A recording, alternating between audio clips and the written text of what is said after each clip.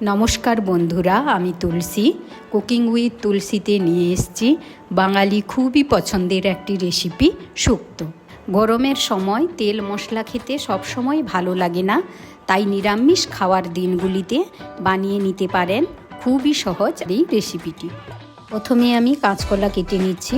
কাঁচকলার দু সাইড বাদ দিয়ে মাঝখানে কেটে খোসা ছাড়িয়ে লম্বা লম্বা টুকরো করে কেটে নিলাম। কাঁচকলা কাটার সঙ্গে সঙ্গেই জলের মধ্যে দিয়ে দিতে হবে, না হলে কাঁচকলা কালো হয়ে যেতে পারে। দুটো কাঁচকলা কেটে নিয়েছি, ভালো করে ধুয়ে জল ঝারিয়ে 1 চামচ লবণ আর 1/2 চামচ হলুদ মাখিয়ে রেখে দিলাম। কেটে নিচ্ছি সজনে ডাঁটা। সজনে ডাঁটার খোসাটা খুব পাতলা হয়। সজনে ডাঁটা কাটার সময় পুরোটা একসঙ্গে কেটে ফেলবো না, খোসা পর্যন্ত কেটে হাত দিয়ে খোসাটা তুলে দিচ্ছি, ঠিক যেভাবে আমি দেখাচ্ছি। গুঁঠি দিয়ে ডাঁটার চারদিকের খোসাগুলো ভালোভাবে তুলে দিচ্ছি। সজনে ডাঁটাটা আমি 1 আঙুল পরিমাণ লম্বা রেখেছি, আপনারা চাইলে ছোট বড় করে নিতে পারেন। এখানে আমি 4টে সজনে ডাঁটা কেটে ভালো করে ধুয়ে নিলাম। 2টি লম্বা সাইজের বেগুন নিয়ে নিয়েছি।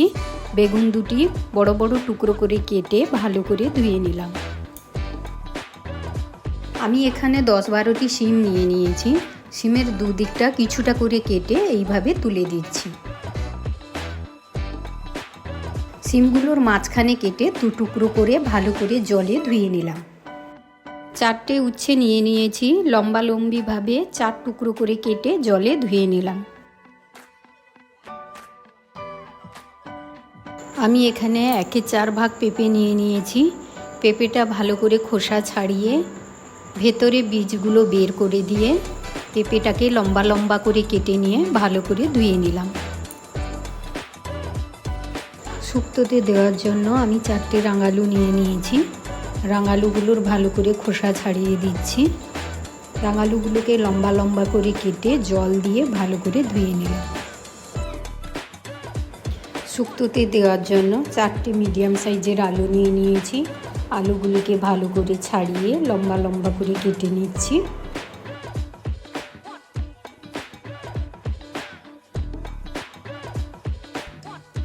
আলুগুলো কাটা হয়ে গেছে, এখন জল দিয়ে ভালো করে ধুয়ে নিচ্ছি।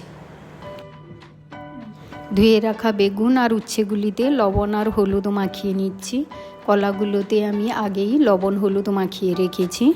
এগুলোকে আমি তেলে ভেজে নেব, এই জন্য আমি লবণ আর হলুদ মাখিয়ে নিলাম।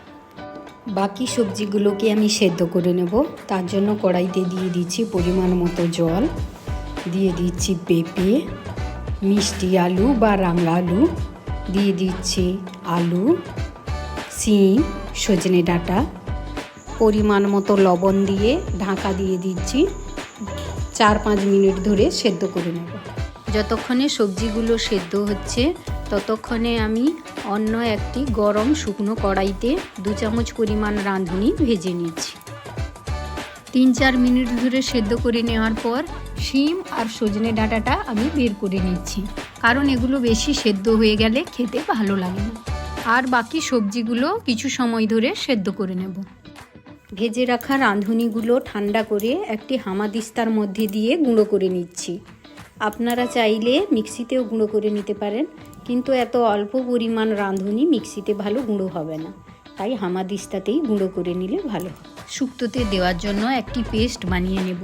তার জন্য মিক্সির জারের মধ্যে দিয়ে দিচ্ছি 1 চামচ কালো সর্ষে, 1 চামচ সাদা সর্ষে, 1 চামচ পোস্ত, 2 ইঞ্চি পরিমাণ আদা আর 2 টেবিল চামচ নারকেল কোড়া। একসঙ্গে মিহি পেস্ট রেডি করে নিচ্ছি।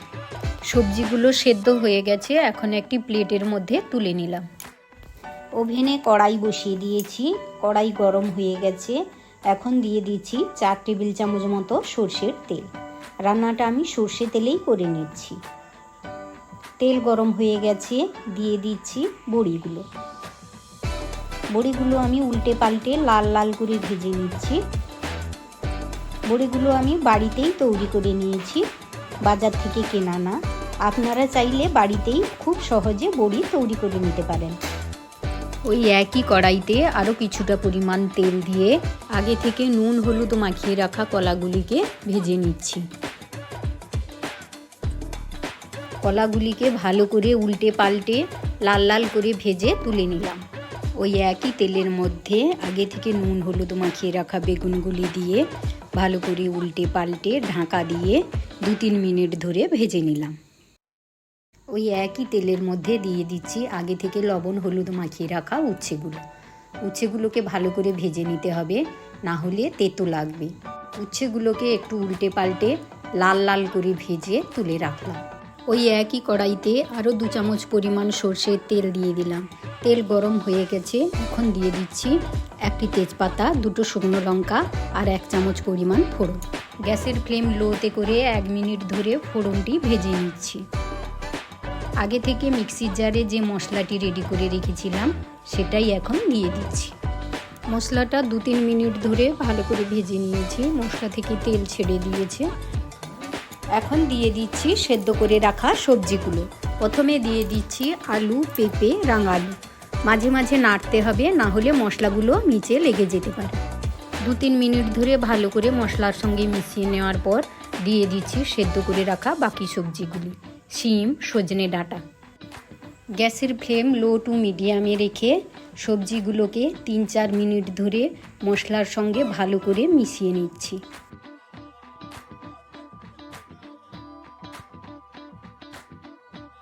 এবারে 1 বাটি দুধ দিয়ে ভালো করে মিশিয়ে নিচ্ছি।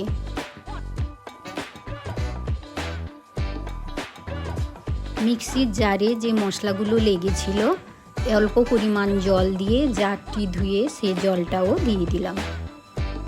2 চামচ পরিমাণ লবণ আর 1 চামচ পরিমাণ চিনি দিয়ে ভালো করে মিশিয়ে নিলাম। গ্যাসের ফ্লেম হাই করে শুক্তোটা 2-3 মিনিট ধরে রান্না করে নিলাম। শুক্তোটা ফুটে উঠেছে, এখন দিয়ে দিচ্ছি কাঁচকলা, উচ্ছে, বেগুন, যেগুলো আমি আগে থেকে ভেজে রেখেছিলাম। ভালো করে সবজিগুলো মিশিয়ে নিয়ে দিয়ে দিচ্ছি আগে থেকে ভেজে রাখা বড়িগুলো। সবজিগুলো 2-3 মিনিট ধরে ফুটিয়ে নিয়েছি, ঝোল গা মাখা হয়ে গেছে। এখন উপরে ছড়িয়ে দিচ্ছি আগে থেকে ভেজে গুঁড়ো করে রাখা রাঁধুনি। দিয়ে দিচ্ছি 2 চামচ পরিমাণ ঘি। সবজিটা ভালো করে মিশিয়ে নিলাম। গ্যাসের ফ্লেম অফ করে ঢাকা দিয়ে 2-3 মিনিটের জন্য স্ট্যান্ডিং টাইমে রেখে দিলাম। বন্ধুরা, রেডি হয়ে গেছে বাঙালির প্রিয় শুক্তো। গরম গরম ভাতের সঙ্গে পরিবেশন করুন, খেতে কিন্তু দুর্দান্ত লাগবে। বন্ধুরা, রেসিপিটি কেমন লাগলো অবশ্যই কমেন্ট করে জানাবেন। ভালো লাগলে লাইক এবং শেয়ার করবেন। এই ধরনের আরও নতুন ভিডিও দেখার জন্যে চ্যানেলটিকে অবশ্যই সাবস্ক্রাইব করবেন। সম্পূর্ণ ভিডিওটি দেখার জন্য ধন্যবাদ।